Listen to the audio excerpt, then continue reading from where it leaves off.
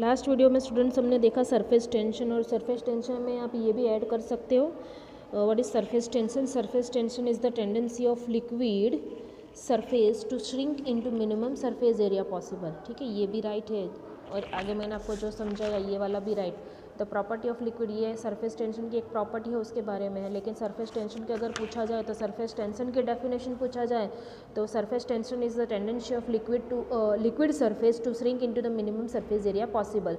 उसकी वजह से अगर ये प्रॉपर्टी लिक्विड के पास है तो उसकी वजह से क्या हो रहा है, तो surface tension allows insect to float and slide on a water surface. उसकी वजह से वो फ्लोट भी कर सकते हैं इंसेक्ट और स्लाइड भी कर सकते हैं without becoming even partly submerged. Without being even partly submerged मतलब आप और आधे पानी में भी इंसेक्ट डूबे हुए हो तो भी वो फ्लोट कर सकते हैं because of this property. Which one? Surface tension. Okay, तो ये भी एक बाकी रह गया था आपका सरफेस टेंशन में. अब हम देखेंगे एंगल ऑफ कांटेक्ट, क्योंकि आपकी जो डिडक्टेड कोर्स है उसमें ये है हमारा सरफेस टेंशन, ये वाला टॉपिक है. ये सरफेस एनर्जी कैंसल आउट है और ये surface energy of surface energy and surface tension ये भी ओमिट कर दिया गया है. डायरेक्टली हमें क्या करना है, एंगल ऑफ कांटेक्ट ही करना है. तो हम क्या देखेंगे अब, एंगल ऑफ कांटेक्ट देखें. ठीक है, देखो यहाँ पे मैंने कुछ ड्रॉ करके रखा है. ये एंगल ऑफ कांटेक्ट की बात चल रही है हमारी. एंगल ऑफ कांटेक्ट क्या होता है, यहाँ पे दो कंटेनर है. एक में हमने क्या पॉर करके रखा है, methyl iodide, and second one there is mercury. Okay, यहाँ पे मर्क्यूरी है, यहाँ पे मिथाइल आयोडाइड है. अगर हमने यहाँ पे ग्लास की कैपिलरी यहाँ पे डिप करके रखी है तो ये कौन सा मेनिस्कस बना रहा है, मिथाइल आयोडाइड बना रहा है लाइक दिस. ये ऐसा हो जाएगा और ये मर्क्यूरी क्या करेगा, ऐसा कुछ शेप सरफेस में बना के रखेगा.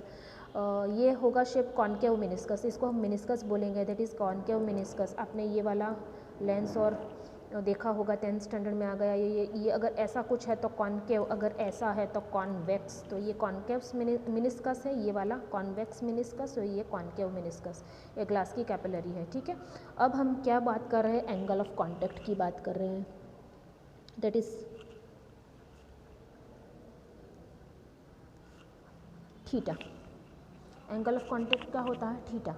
अब हमें यहाँ पे थीटा ड्रॉ करना है, थीटा बनाना है. ठीक है, थीटा कैसे बनाएंगे, आपको दो बात याद रखनी है. देखो यहाँ पे theta, angle of contact, tangent to liquid surface. आपको थीटा बनाना है, लेकिन थीटा बनेगा कौन कौन से बीच का एंगल थीटा बोलते हैं हम, उसको आपको बराबर समझना है. हाँ, tangent to liquid surface away from solid, tangent to liquid surface away from solid and tangent to solid surface towards the liquid. ये दोनों याद रखो और उसके अकॉर्डिंग जाके आप थीटा बना सकते हो. थीटा कैसे बनेगा, देखो यहाँ पे हम देखेंगे. फर्स्ट वन है टेंजेंट टू लिक्विड सरफेस. कहाँ पे है लिक्विड सरफेस, ये वाली, ये सरफेस हो गई लिक्विड सरफेस. तो यहाँ पे मैंने ड्रॉ किया टेंजेंट टू लिक्विड सरफेस. क्या बोला गया है, अवे फ्रॉम सॉलिड, ये सॉलिड से दूर जा रहा है, तो ये हो गया टेंजेंट टू लिक्विड सरफेस. दूसरा क्या है, tangent to solid surface towards the liquid. Liquid के अंदर एक बनाना है और कौन किस पे बना है, टेंजेंट टू सॉलिड सरफेस. तो ये हो गया टेंजेंट टू सॉलिड सरफेस. और इसके बीच का जो एंगल है, इसके बीच का जो एंगल है उसको बोलेंगे हम angle of contact, that is theta. समझ में आ रहा है. सेम वे में यहाँ पे जाना है, टेंजेंट टू लिक्विड सरफेस. तो क्या बनाना है, टेंजेंट टू लिक्विड सरफेस. ऐसा अगर मैंने बना दिया और यहाँ पे इतना मैंने रब कर दिया तो ये tangent to liquid surface, tangent to liquid surface away from solid, solid से दूर जा रहा है. बराबर समझना, tangent to liquid surface away from solid, solid से दूर जा रहा है. और tangent to solid surface towards the liquid, ये वाला tangent to solid surface towards the liquid बन गया. ये हमारा बन गया एंगल थीटा. समझ में आ रहा. तो ये मोस्ट इम्पॉर्टेंट थिंग, आप कंफ्यूज मत होना. एक आपको टेंजेंट लिक्विड पे ड्रॉ करना है अवे फ्रॉम सॉलिड, और एक जो टेंजेंट है वो सॉलिड में ड्रॉ करना है टूवर्ड्स द लिक्विड. ठीक है, तो ये हो गया हमारा एंगल ऑफ थीटा. यहाँ पे आप देख सकते हो और theta is less than 90 degree. अगर थीटा लेस देन 90 डिग्री है और ये यहाँ पे देखो तो थीटा ग्रेटर देन 90 डिग्री.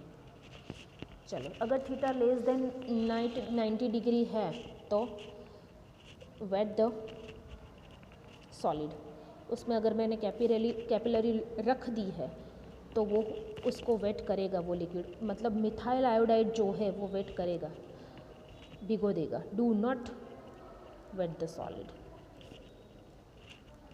ठीक है। अगर थीटा लेस देन 90 डिग्री है तो क्या करेगा, लिक्विड कैपिलरी में आएगा, लिक्विड राइज करेगा। और अगर थीटा ग्रेटर देन 90 डिग्री है तो डिप्रेस द लिक्विड, लिक्विड को डिप्रेस करेगा और यहाँ पे लिक्विड को राइज करेगा। तो ये भी इम्पॉर्टेंट चीज़ है आपकी। अगर थीटा लेस देन 90 डिग्री हो तो वो wet the solid and liquid rise होगा उसमें, और do not wet the solid and depress करेगा लिक्विड, ठीक है। अगर फॉर एग्जांपल मैं आपको बोल दूँ कि मर्क्यूरी है, तो उसका मर्क्यूरी का थीटा की मर्क्यूरी की वैल्यू क्या होती है, 137 डिग्री है उसका थीटा क्या है, थीटा की डिग्री है थीटा की वैल्यू है 137 डिग्री।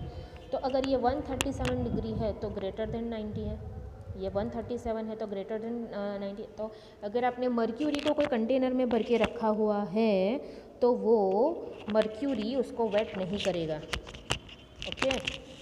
अगर आप दूसरा कोई ले लो, प्योर वाटर बोलो या मिथाइल आयोडाइड, जैसा हमने यहाँ पे लिया है, जो मिथाइल आयोडाइड है उसके थीटा की वैल्यू है 29 डिग्री। अगर 29 degree which is less than 90 degree तो वेट द सॉलिड, मतलब वो कैपिलरी हो या कंटेनर जिसमें भर के रखा हो उसको वेट करेगा और वहाँ पे लिक्विड राइज होगा, ठीक है। यहाँ पे लिक्विड ऊपर जाएगा, यहाँ पे लिक्विड डिप्रेस होगा, ठीक है। अगर आप वाटर ले लो, अगर इम्प्योर वाटर है तो जैसे जितनी जिसकी इम्प्योरिटी उसके हिसाब से उसका एंगल ऑफ थीटा बनेगा। लेकिन अगर आप प्योर वाटर ले लो तो प्योर वाटर के लिए एंगल ऑफ कांटेक्ट होता है 90 डिग्री, बराबर समझना। प्योर वाटर के लिए angle of contact theta 90 degree होता है, तो वो वेट भी नहीं करेगा और राइज भी नहीं होगा और डिप्रेस भी नहीं होगा 90 डिग्री, एग्जैक्ट 90 डिग्री। तो वो वाटर अगर आपने कंटेनर में रखा हुआ है तो वो क्या करेगा, राइज भी नहीं करेगा और डिप्रेस भी नहीं करेगा, एक लेवल पे स्टॉप हो जाएगा। राइज करना या डिप्रेस होना मतलब इक्विलिब्रियम पोजीशन पे आ जाएगा, ठीक है। तो ये हमारा हुआ एंगल ऑफ कांटेक्ट, ये इम्पॉर्टेंट थिंग है, कैसे आपको ये ड्रॉ करना है, और ये उसकी जो भी बातें थी मैंने आपको यहाँ पे बता दी, ओके। अब हम जो आपकी बुक में दिया गया है वो नेक्स्ट वीडियो में देखते हैं कि क्या बेसिकली आपकी बुक में दिया गया है।